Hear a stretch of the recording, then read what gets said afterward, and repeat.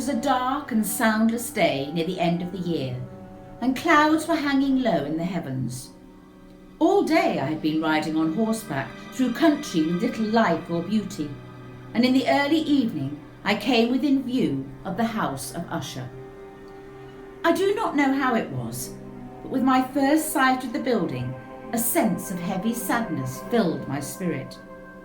I looked at the scene before me, at the house itself, at the ground around it, at the cold stone walls of the building, at its empty eye-like windows, and at a few dead trees.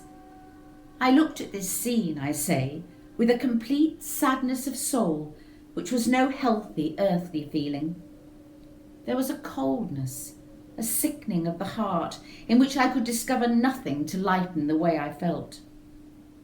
What was it, I asked myself, what was it that was so fearful, so frightening in my view of the house of Usher? This was a question to which I could find no answer. I stopped my horse beside the building on the edge of a dark and quiet lake. There I could see reflected in the water a clear picture of the dead trees and of the house and its empty eye-like windows.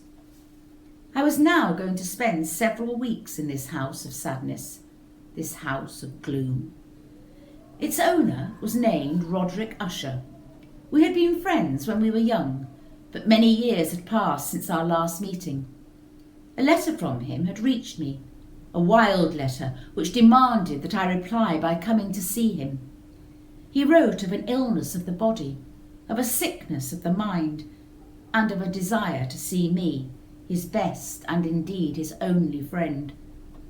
It was the manner in which all of this was said, it was the heart in it, which did not allow me to say no. Although as children we had been together, I really knew little about my friend. I knew, however, that his family, a very old one, had long been famous for its understanding of all the arts and for many quiet acts of kindness to the poor. I had learned, too, that the family had never been a large one with many branches.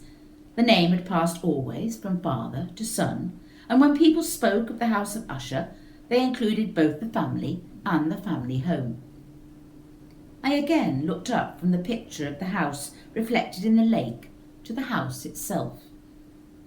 A strange idea grew in my mind, an idea so strange that I tell it only to show the force of the feelings which laid their weight on me. I really believed that around the whole house and the ground around it, the air was different. It was not the air of heaven. It rose from the dead, decaying trees, from the grey walls and the quiet lake. It was a sickly, unearthly air that I could see, slow-moving, heavy and grey. Shaking off from my spirit what must have been a dream, I looked more carefully at the building itself.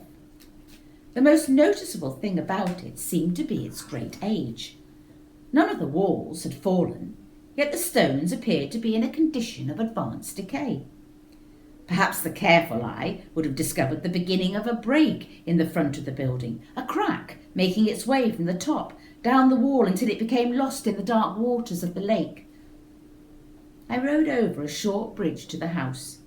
A man who worked in the house, a servant, took my horse and I entered. Another servant of quiet step led me without a word through many dark turnings to the room of his master.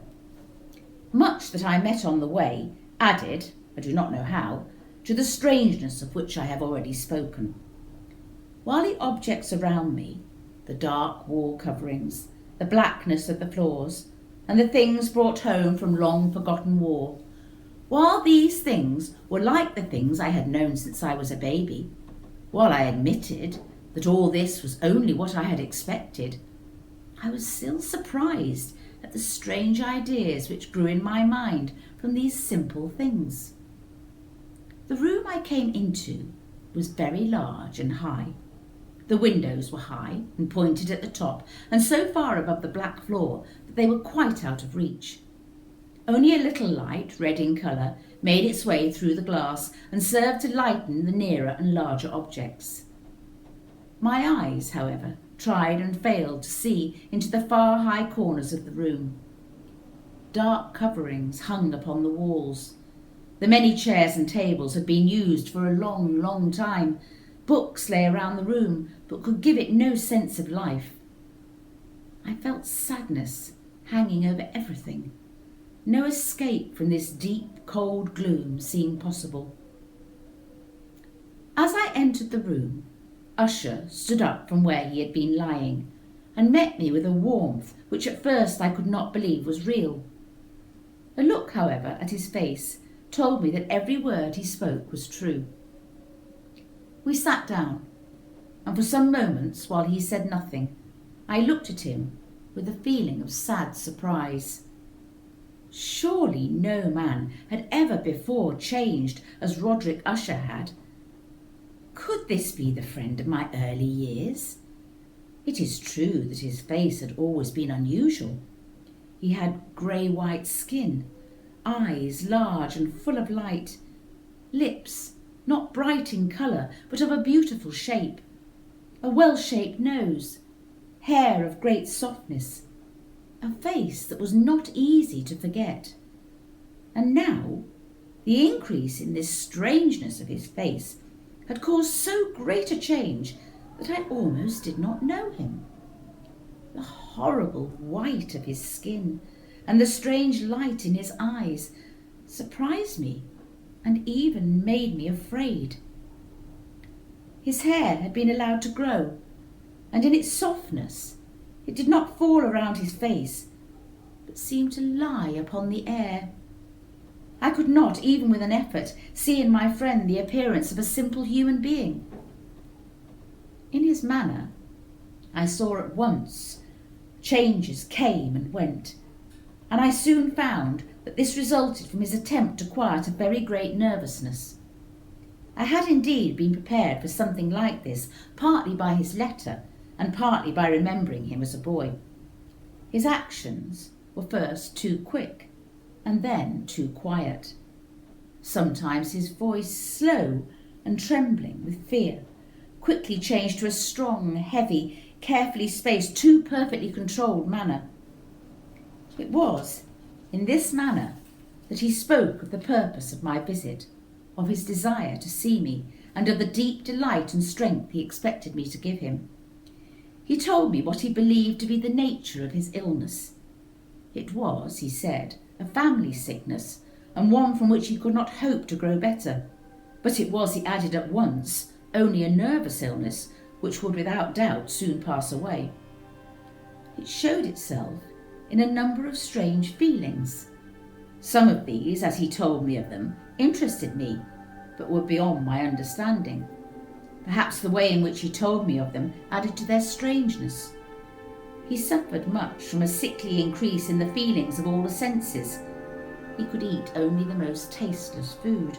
All flowers smelled too strongly for his nose.